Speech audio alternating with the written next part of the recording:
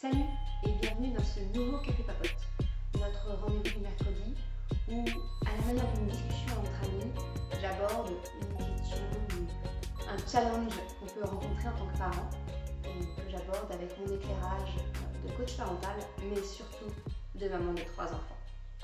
Aujourd'hui, je voudrais te parler le cas d'une maman qui a reporté le fait que son enfant, qui a 18 mois, trouve très rigolo de se mettre debout et de sauter sur le canapé.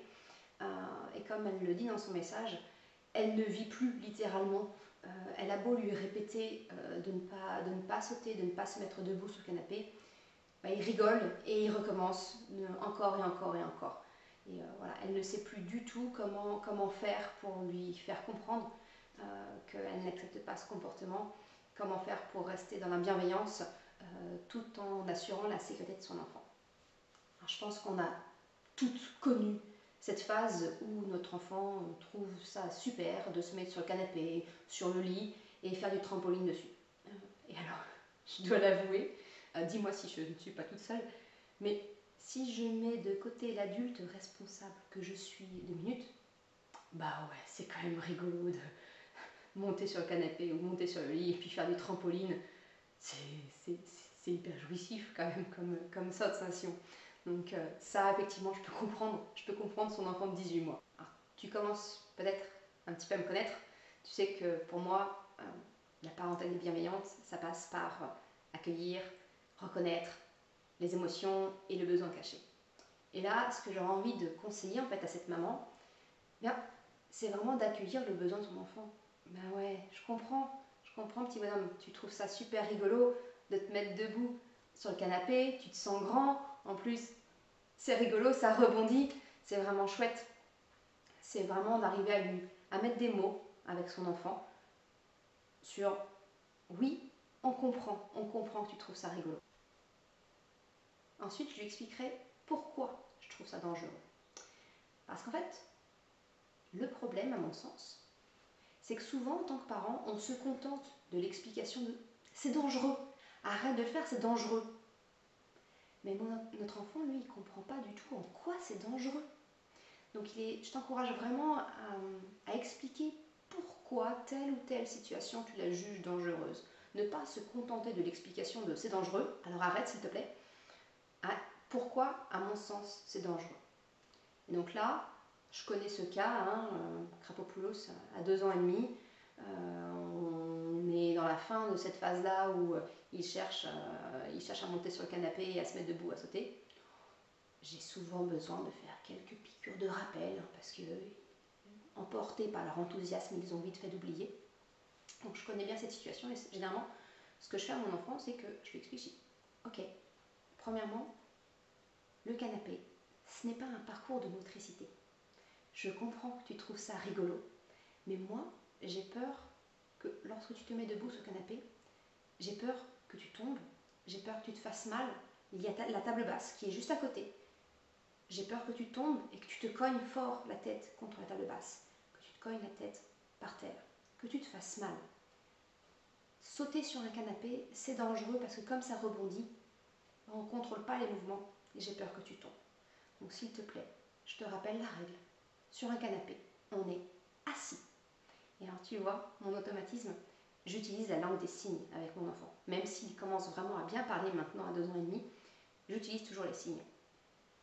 S'asseoir, c'est la configuration, voilà. On met les deux mains, ça simule le corps de l'enfant, la tête et les jambes. On est assis. C'est bien utile aussi quand, par exemple, on est chez des amis, dans la famille, que je le vois faire le zouave, je fais juste ce signe-là, j'ai pas besoin de me dire un mot supplémentaire, il a très bien compris mon message. Donc pour ça, la langue des signes, même si ton enfant est par là, ça marche bien. Donc c'est vraiment, tu vois, d'exprimer ton besoin à ton enfant. J'ai besoin que tu sois en sécurité. Moi, je trouve ça dangereux parce que j'ai peur que tu te fasses mal.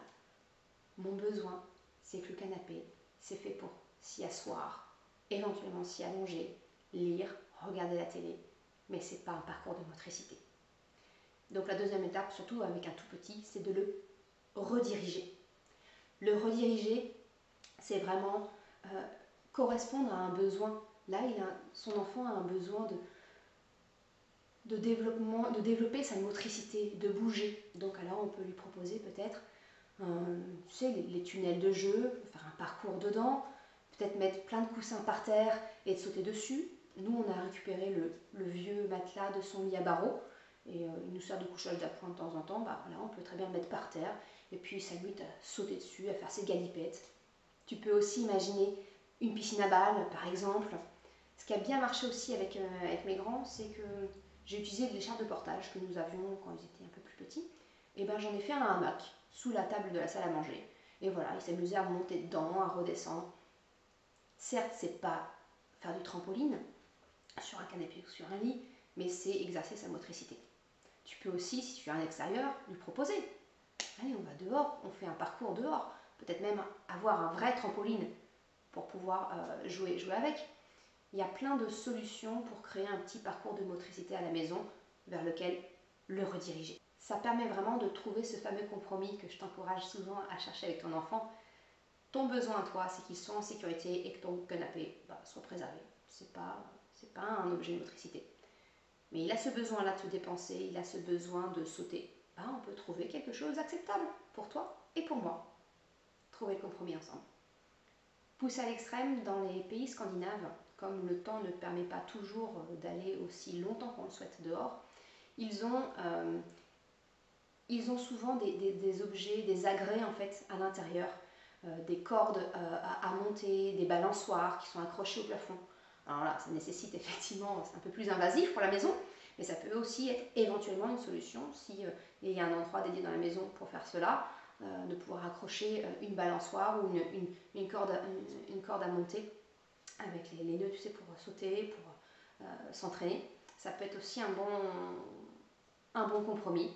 Il y a aussi les balançoires d'intérieur, ces espèces de cocons suspendus au plafond. Même en tant qu'adulte, c'est quand même hyper agréable.